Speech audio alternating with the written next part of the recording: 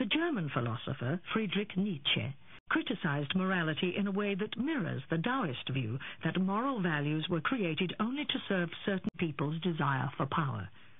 Nietzsche said that by rejecting conventional morality, we can find a place of enlightenment beyond good and evil. The rejection of all moral distinctions also brings us once again to a major and familiar theme of Taoism, the interdependence of opposites.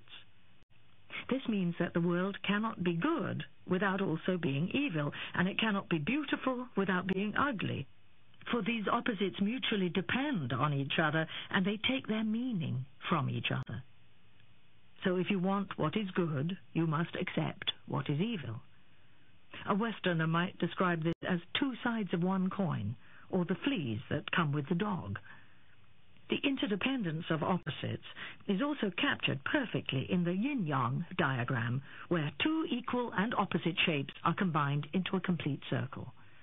Although this image is now often seen adorning costume jewelry, the symbol expresses one of the most powerful and fundamental aspects of the Taoist worldview. Originally, the black portion of the diagram, called the yin, symbolized the female. The white, or yang, portion symbolized the male. The diagram thus portrayed the life cycle, which requires the interplay of female and male. Yet the yin can also symbolize emptiness and the earth. The yang can symbolize presence and the sky. At the point where the yin runs out, the yang begins. The yang originates in the yin, just as the yin originates in the yang. Where yang is at its fullest, there is a seed of yin. The heart of fullness contains emptiness, just as the heart of emptiness contains fullness. This pattern applies also to life and death, for the center of life contains death, and the center of death contains life. One of the major themes of Taoism is acceptance of death, as described in the book Zhuangzi. The point is this, that human consciousness is at the same time as being a form of awareness and sensitivity and understanding, it's also a form of ignorance. The ordinary everyday consciousness that we have leaves out more than it takes in. And because of this, it leaves out things that are terribly important. It leaves out things that would, if we did know them, allay our anxieties and fears and horrors. And if we could extend our awareness, you see, to include those things that we leave out, we would have a deep interior peace.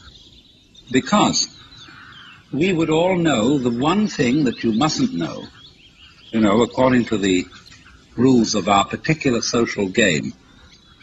One thing you mustn't know, that's really not allowed, that is the lowdown on life. And then the lowdown, on the one hand, means the real dirt on things. But the lowdown is also what is profound, what is mysterious, what is in the depths. And there's something left out. And our everyday consciousness screens this out.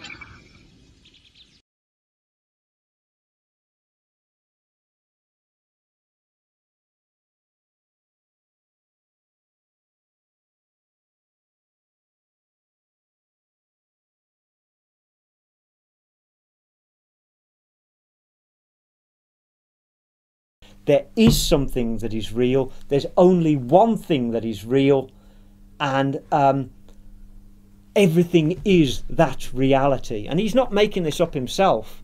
He's got this from the Upanishads. The Upanishads say, Sarvam Kalu Idam Brahma. All of this is just Brahman. So it's there in the Upanishads. It says the same again.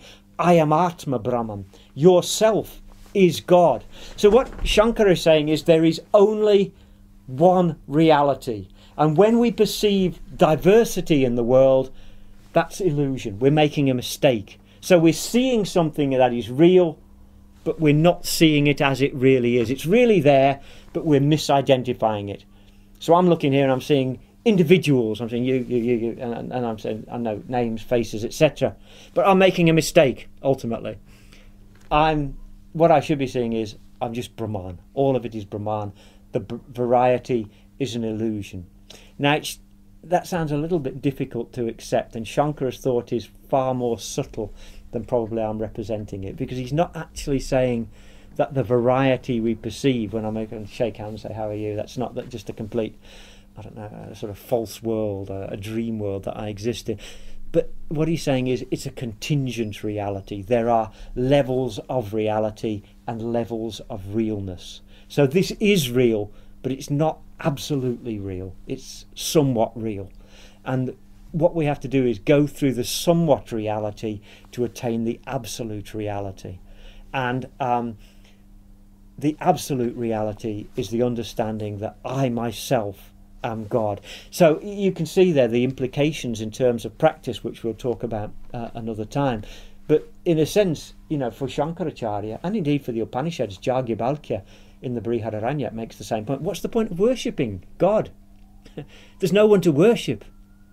God ultimately is your own self. So when you're bowing down and doing the praise and the puja, you've got a vision of a God out there. He's in his heaven or he's in his temple, but he's something else. But for the Advaita, there is nothing else. There is only your own self. You shouldn't be looking out there. You should be looking in. But interestingly, Shankaracharya is not going around knocking temples down and saying, let's get rid of all this puja, stop this puja, it's all wrong. In fact, just the opposite. He's saying, let's do it more, because he accepts that whilst one is on the level of the partial contingent reality, the notion of God has validity, and God exists on that level of reality, but he's just not the ultimate reality.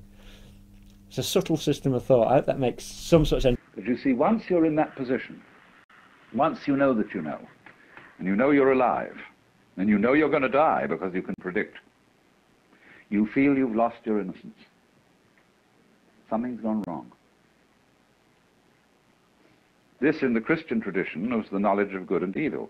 What it says in Hebrew is not exactly moral good and evil that was known as a result of eating the fruit of the tree, but what was advantageous and disadvantageous. It gave you... Furthermore, the evildoer harms himself most of all, because wrongdoing goes against both reason and nature. Plato says that to act justly is the most important way in which man can live in accordance with nature. In this way, happiness can be achieved, too, since we're happy only when our natural inclinations and capacities are fully realized. The great Neo-Confucian philosopher Wang Yangming developed a much more radical conception of the relation of knowledge and action. He essentially did Zhu Xi one better by asserting that knowledge and action are not merely closely connected, but that they are identical. Knowledge, in its genuine and earnest aspect, is action. And action, in its intelligent and discriminating aspect, is knowledge. At bottom, the tasks of knowledge and action cannot be separated. Knowledge is what constitutes action, and unless it is acted on, it cannot be called knowledge. So knowledge is practice. Coming to know is no different from living. We might say that to experience is to know, and Wang has an extremely rich notion of human experience. Instead of gaining knowledge by staring at things, you come to know things by a full-scale interaction with them. And Wang now concluded that human action is the action of the universe. Expressed another way, human action is the universe acting in and through people. So a knowledge of human affairs, like knowing how to administer a district or to conduct a battle, is knowledge of the universe in microcosm.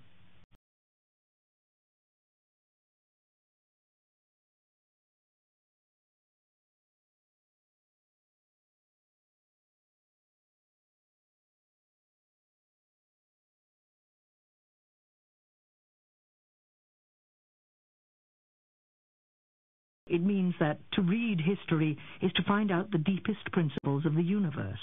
Since every human event shows the principle of things, we can come to know the universe only if we know ourselves through the history of human actions, events, and experiences.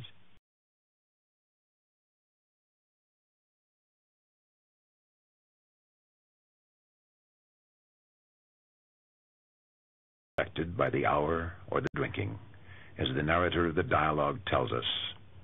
After tucking up Aristophanes and Agathon, Socrates went on his way.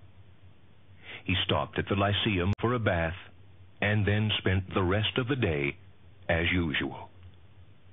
In this way, Socrates, known even among his friends for his homely looks, has the last word on the nature of beauty. So too, Plato and Socrates come together here, as elsewhere, in their lives and thought. Plato writes philosophical dialogues as both comedy and tragedy. Socrates, the leading figure in those dialogues, represents the life of philosophy. This philosophical life occurs between the everyday world of appearance and the world of reason or mind. Although the world of reason may sometimes be less evident than the world of appearance, it is still more real than that world. There is quite simply no way to avoid reason, at least for human beings. The questions raised by philosophy, Plato insists, are constantly before us, whether we want to face them or not. There's no way of escaping those questions.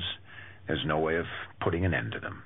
Not in any event, as long as we remain human rather than gods.